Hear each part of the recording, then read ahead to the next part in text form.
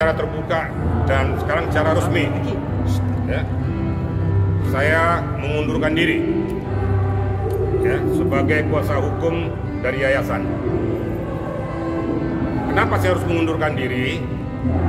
Karena saya mempunyai sifat hukum adalah hukum. Jangan dibawa nilai kemanusiaan ditutupi oleh bahasa yang tidak berlandaskan hukum. Saya tidak mau. Ya. Karena peristiwa yang sekarang keberangkatan daripada Gary dan Densu ke sana tuh, menurut hemat saya sebagai seorang penyidik, sudah menabrak barikade undang-undang.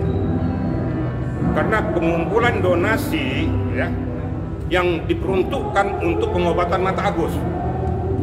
Kalaupun terjadi simpang siur, itu kan bisa dibicarakan. Kalaupun mau terjadi pengalihan daripada nilai uang tersebut, harus seizin daripada Agus. Karena pokok utamanya si Agus. Kalau memang tidak terjadi persesuaian, ada barikade selanjutnya, yaitu penetapan hukum melewat pengadilan. Itu pun harus menyertakan satu objek, yaitu Agus dan kuasa hukumnya. Yang kedua penyelenggara, Novi dan rombongannya. Yang ketiga Denny Sumargo. Yang keempat donatur. Yang perlu saya tekankan di sini masalah donatur, ya. Donatur tidak bisa berbicara atas seseorang atau beberapa orang. Donatur harus berbicara atas nama mayoritas donatur dan dibubuhkan tanda tangan basah, tidak asal katanya-katanya.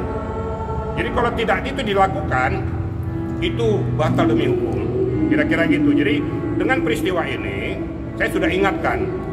Jadi biar tahu kenapa alasan saya mengundurkan diri, ya.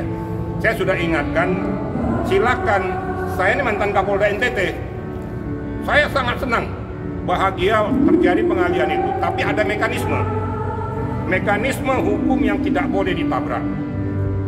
Dengan mengalihkan itu tanpa seizin, sepengetahuan daripada Agus, sudah jelas-jelas cacat hukum. Itu nggak boleh, itu pidana murni, penggelapan. Nah, kalau seandainya saya tetap di yayasan yang sekarang ditangani Gary, saya akan diketahui oleh para pengacara dan diketahui oleh seluruh adik-adik saya, junior saya, penyidik-penyidik di Mabes Polri. Saya mantan Karwasidik, maka saya bilang saya taat hukum, taat azas, lebih baik saya mundur. Daripada nanti saya berada di sana, akhirnya harga diri saya, martabat saya jatuh. Karena udah jelas-jelas ini menabrak hukum. Kalau terjadi pelaporan telat, saya ngomongnya apa adanya gitu loh, ya. Jadi jangan sampai kenapa Pak Riki itu mundur? Itu alasan saya. Saya tidak benci, tidak marah, dan saya sudah ingatkan. Sudah saya ingatkan loh, ya. Jangan lakukan tindakan itu tindakan yang melanggar barikade hukum.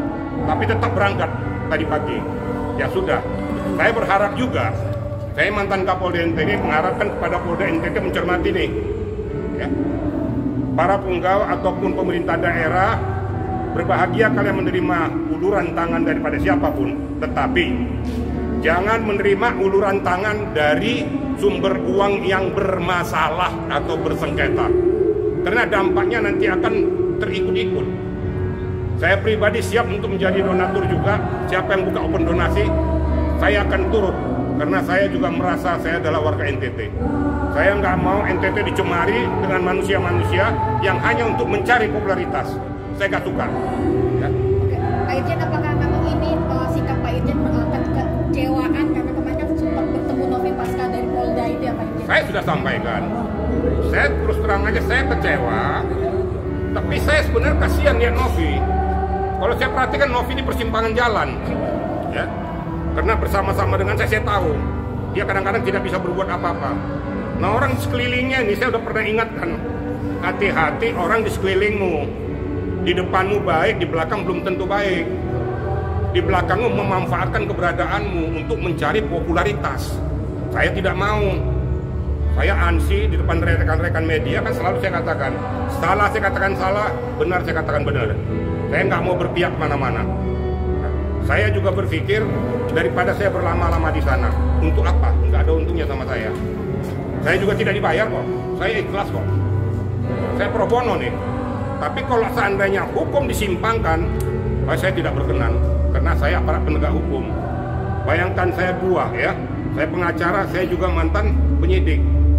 Jadi saya nggak mau kalau ini disimpangkan, jadi cacat hukum. Kira-kira begitu, rekan-rekan. Berarti kemarin obrolan di pertemuan kemarin memang Novi menyampaikan rasa mungkin apa ya ketidaknyamanan atas uang donasi yang harus berpindah. Saya tahu apa yang di kepala Novi, ya.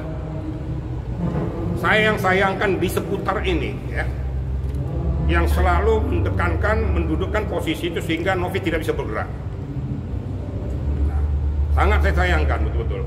Kenapa berani sekarang, kenapa beralih status yayasan? Saya sudah ingatkan berkali-kali, jangan kau mengatakan kau mundur. Nonaktif boleh. Kalau kamu mundur dari gelanggang, berarti seolah-olah kamu menghindar dari tanggung jawab. Siapa yang desain ini? Ya orang di sekitarnya ini. Tidak memberikan pencerahan hukum kepada Novi. Gitu loh. Saya harus tegas ngomong gitu loh. Jadi jangan seandainya sudah dilakukan kayak gini, terjepitlah Novi, kasihan. Saya pada kesempatan ini berbicara kepada Nidaku Novi, kau berpikir, selamatkan dirimu. Jangan kau mau terbawa dengan orang-orang yang akan menjerumuskan dirimu. Saya harus terbuka ngomong nih ya. Sehingga netizen juga tahu, kenapa kok Pak Riki itu kok jadi mundur. Padahal berapi-api untuk bela, tapi khusus Novi, kalau terjadi apa-apa sama dia, saya akan bela dia. Tapi yang menyangkut yayasan, saya tinggal gelanggang. Biarlah hukum yang berbicara. Kalau seandainya pihak Agus melaporkan ada suatu dugaan perbuatan tindak pidana, lakukan saja. Saya harus tegas gitu loh. Karena saya katakan itu ada celah hukumnya. Ya. Kemudian mensreanya jelas. Nah ini yang kira-kira disampaikan pada rekan-rekan. Biar jangan lagi bertanya-tanya rekan-rekan media ini, kenapa Pak Riki itu mundur. Saya mundur mulai saat ini, saya tidak mau tahu tentang masalah yayasan lagi. Saya hands up dan saya tidak mau campur lagi. Kalau terjadi apa-apa jangan tanya lagi Pak Riki, ya. Jelas nih kira-kira ya. Oke, Pak Ijen. Mungkin ada. Ya, Pak Irjen. Terima kasih Pak Ijen. Terima kasih. Oke.